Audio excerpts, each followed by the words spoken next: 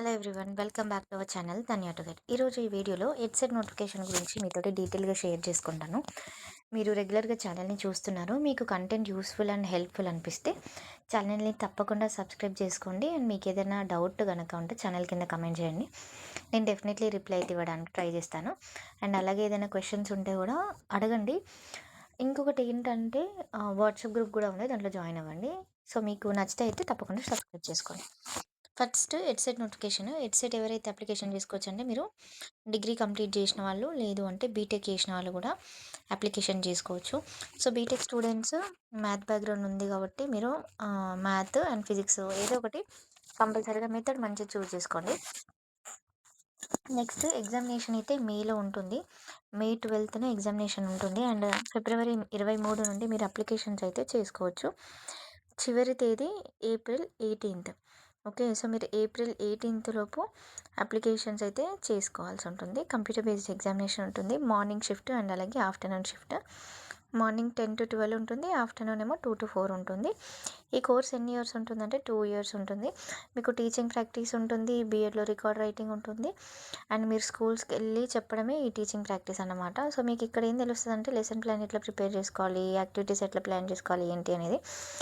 So నేను దీనికి సంబంధించిన ప్రీవియస్ ఇయర్ పేపర్స్ అప్లికేషన్స్ ఎట్లా చేయాలి అనేది కూడా ఛానల్లో పోస్ట్ చేస్తాను, మీకు కావాలి అంటే కింద కమెంట్ చేయండి. అండ్ ఇంకొకటి ఏంటంటే ఏది చేస్తే బెస్ట్ అని అడుగుతున్నారు చాలామంది.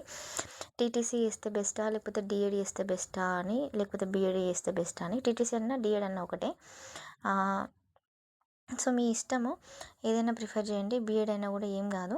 కాకపోతే నేనైతే టీటీసీఏ సజెస్ట్ చేస్తాను, ఎందుకంటే దీంట్లో ఎక్కువ వేకెన్సీస్ ఉంటాయి. అదే బీఎడ్ అయితే మీరు కొంచెం కష్టపడాల్సి ఉంటుంది అండ్ ఒక పోస్టే ఉంటుంది ఒక జిల్లాకి, ఇప్పటివరకు నేను చూసినంత వరకు అయితే. సో అందుకోసమనే బెటర్. అదే మీరు ఎస్జిటి అనుకోండి, ఒక జిల్లాకి ఎంత లేదన్నా 25 పోస్టులు.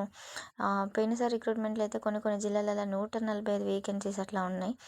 సో అందుకోసమని ఈ నోటిఫికేషన్ అంటే బీఎడ్ కాకుండా మీరు డిఎడ్ చేస్తే బెస్ట్. చాలామంది ఏం అది బీఎడ్ చేద్దామని అంటారు. ఇప్పటికీ మీరు పేపర్ 1 పేపర్ 2 మన టెట్ కనుక చూసుకుంటే పేపర్ 1 రాసేటి వాళ్ళకంటే పేపర్ 2 రాసేటి వాళ్ళ సంఖ్యనే ఎక్కువ. పేపర్ 1 దగ్గర 50,000 మంది రాస్తే పేపర్ 2 180,000 మంది రాస్తారన్నమాట. సో అంతగానం కాంపిటీషన్ ఉంది. మరి వీళ్ళందరికీ జాబ్స్ వస్తున్నాయంటే రావు, మళ్ళీ ప్రైవేట్ స్కూల్లోనే ఎక్కడో చేసుకోవాలి. సో బీటెక్ వాళ్ళు ఐటీ సైడ్ వెళ్ళండి బెస్ట్. లేదు నాకు ఏదో ఒకటి నేను టీచింగ్ సైడ్ రావాలి అనుకుంటున్నా అంటే మాత్రం better go for D Ed. This is my suggestion. Next ఇంకొకటి ఏంటిదంటే మెథడ్ కూడా మంచిగా చూస్ చేసుకోవాలి. ఇప్పుడు మీరు మెథడ్ ఎట్లా అంటే తెలుగు కానీ అది ఏదైనా చూస్ చేసుకున్నారనుకోండి, మీకు డిగ్రీలో 3 ఏళ్ళ సబ్జెక్ట్ ఉందా లేదా అనేది చూస్ చేసుకోండి. అట్లా చూస్ చేసుకొని ఇప్పుడు నేను బీటెక్ బ్యాక్గ్రౌండ్, బట్ నేను ఎగ్జాంపుల్ చెప్తున్నాను. నేను ఒకవేళ డిగ్రీ స్టూడెంట్ అయితే నా డిగ్రీలో నాకు తెలుగు 3 years ఉంటే, ఇన్ కేస్ ఉంటే నేను మళ్ళీ మెథడ్ తెలుగు తీసుకుంటే నాకు ఏమైనా అడ్వాంటేజ్ ఉంటుంది.